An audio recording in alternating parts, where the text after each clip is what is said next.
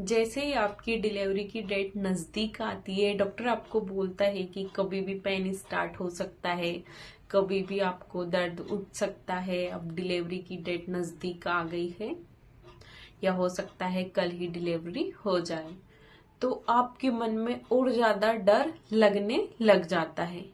आप 9 महीने तक जिस चीज का वेट करती है, अपने बच्चों के नाम सोचने लग जाती है, बुक पढ़ती है, योगा करती है, और जब वो समय नजदीक आ जाता है तो आप बहुत ज्यादा डर जाती है।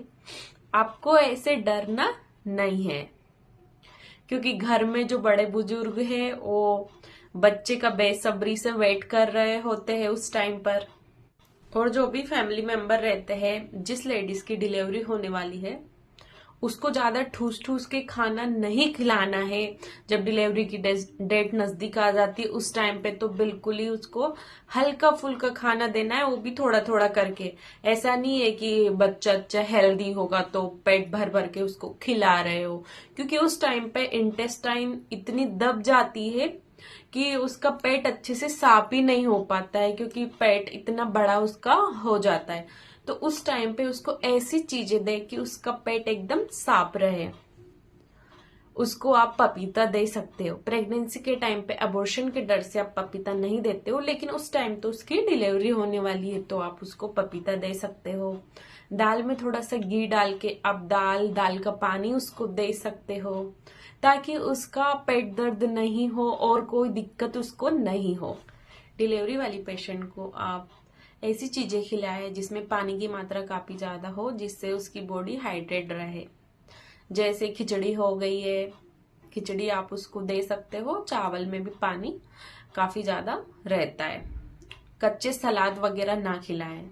और चौथे महीने के बाद से 9वें महीने तक आपको वॉक और योगा करना अच्छा रहता है, आपके लिए फायदेमंद रहता है। क्योंकि जब लेबर रूम में आपको बोलते हैं ना कि पुश करिए, तब बहुत सारी फीमेल तो सांस भी नहीं ले पाती, इसलिए योगा बहुत अच्छा रहता है। आपको योगा स्टार्ट कर देना चाहिए चौथे महीने से ही, काफी ज्यादा फायदेमंद रहता है।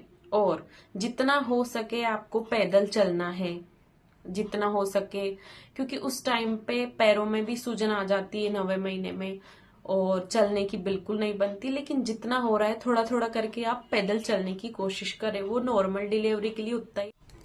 अब आपको अपना बैग पैक करना है हॉस्पिटल के लिए, तो उसमें क्या क्या चीजें रखनी है आप अपने हॉस्पिटल में बात कर सकते हैं कि वहां पे आपको क्या क्या प्रोवाइड करवाते हैं। वैसे तो बेबी की फर्स्ट ड्रेस और पेशेंट के लिए भी गाउन वगैरह रहती है, लेकिन एक बार आप बात कर सकते हो। बाकी 2-3 गाउन आप रख ले, बेबी की ड्रेस रख ले, एक सॉफ्ट सा तकिया आप रख सकते हो, क्योंकि वहां पे इन सब चीजों की जरूरत लगती है।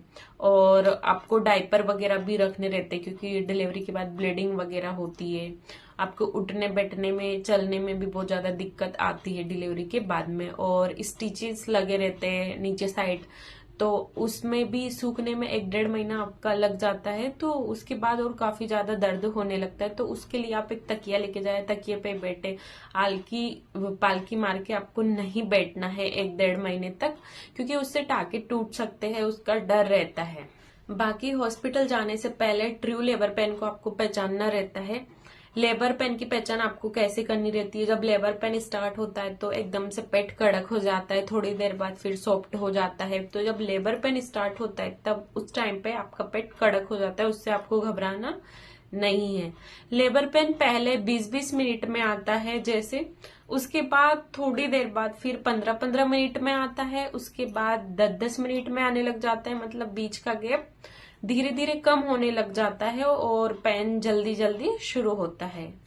तो हमें उसकी पहचान करनी है कि यह लेबर पेन है, तो फिर तुरंत ही हमें हॉस्पिटल पहुंचना रहता है। और कई केस में तो बच्चे की पानी की थैली जो रहती है जिसके अंदर बच्चा रहता है वो फट जाती है, तो ऐसे में बिल्कुल देर नहीं करनी चाहिए, तुरंत ही हॉस्पिटल पहुंच जाना चाहिए। फिर जैसे ही आप हॉस्पिटल पहुंचते हैं तो कुछ आपके ब्लड टेस्ट होते हैं, जिसमें आपका HB लेवल और सीरोलॉजी वगैरह देखा जाता है। दूसरी चीज है फिर आपका फिंगर टेस्ट होता है, जिसमें डॉक्टर यह देखते हैं कि आपका जो बच्चादानी है उसका मुंह कितने सेंटीमीटर तक खुला है, नॉर्मल डिलीवरी के चांस है या फिर नहीं है। वो सारी चीजें चेक करके फिर आपको बताते हैं। यदि 10 सेंटीमीटर तक आपकी बच्चेदानी का मुंह खुल जाता है या फिर पहले आपकी नॉर्मल डिलीवरी हुई है तो फिर नॉर्मल डिलीवरी होने के चांस ज्यादा रहते हैं।